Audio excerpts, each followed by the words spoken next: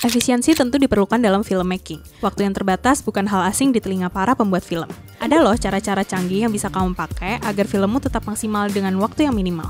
Pernah nggak sih kamu dapat project film yang waktunya mepet banget, atau film pendek passionmu yang harus cepet-cepet selesai karena harus mengembalikan barang-barang sewa biar nggak kena denda?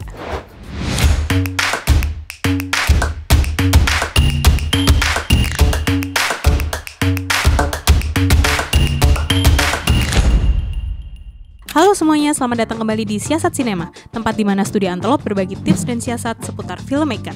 Pada Siasat Sinema kali ini, kita akan membahas beberapa cara untuk bisa ngakalin tentang waktu produksi yang terbatas. Yang pertama, pasti kalian tahu sebelum produksi, kamu akan melewati tahap praproduksi terlebih dahulu. Di mana di sana, kalian tentunya akan membahas ide cerita, budgeting, treatment visual, dan tentunya penjadwalan. Penjadwalan ini sebenarnya berkenaan juga dengan kesiapan teknis, adegan, dan lokasi. Bagaimana capaian adegan dan teknis memerlukan persiapan matang di lapangan. Lakukanlah persiapan yang matang sebelum produksi, dan hindari beberapa adegan dan pengambilan gambar yang tidak perlu. Dengan begitu, kamu bisa memaksimalkan waktu saat produksi nanti. Yang kedua, agar syuting dengan waktu mepet bisa berjalan dengan lancar tanpa menunggu ini itu, baiknya kamu harus mempersiapkan alat produksi dengan mengecek kondisi dan peralatan yang dibutuhkan sebelum syuting. Adanya ketidaksiapan ini bisa jadi memperlambat proses produksimu. Jadi, selalu cek kamera, lampu, mikrofon, properti, dan lainnya terlebih dahulu ya. Ketiga, jangan lupa latihan untuk persiapan yang matang. Pasti kalian tahu kan, seseorang tidak bisa menjadi bagus secara tiba-tiba hanya dengan sekali duduk saja. Ini berlaku juga di produksi filmmu. Lakukan berulang-ulang kali untuk latihan bersama kru dan aktor agar kalian hafal dan tahu apa yang harus dilakukan di lokasi nanti saat produksi.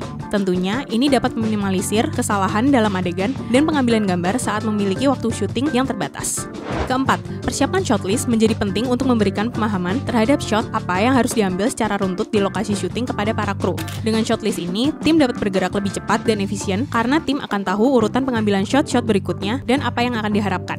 Kelima, gunakan komunikasi efektif untuk mengurangi miskomunikasi saat proses syuting.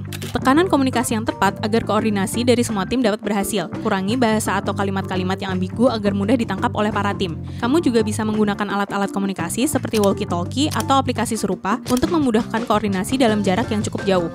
Keenam, meminimalisasi setup dapat membuat kamu ngakalin waktu syuting loh. Coba pertimbangkan pergerakan setup tanpa merubah atau mengatur ulang secara penuh dengan menggunakan beberapa shot dengan berbagai sisi. Kamu juga boleh mempertimbangkan mengambil shot dari sudut yang sama untuk efisiensi. Ketujuh, manfaatkan cahaya alami. Apabila di filmmu memungkinkan untuk menggunakan cahaya natural, kamu bisa menggunakan teknik ini. Ini dapat mengurangi waktu dalam persiapan tata cahaya dalam film. Jangan salah, menggunakan cahaya alami dapat memberikan kesan realistis dalam filmmu.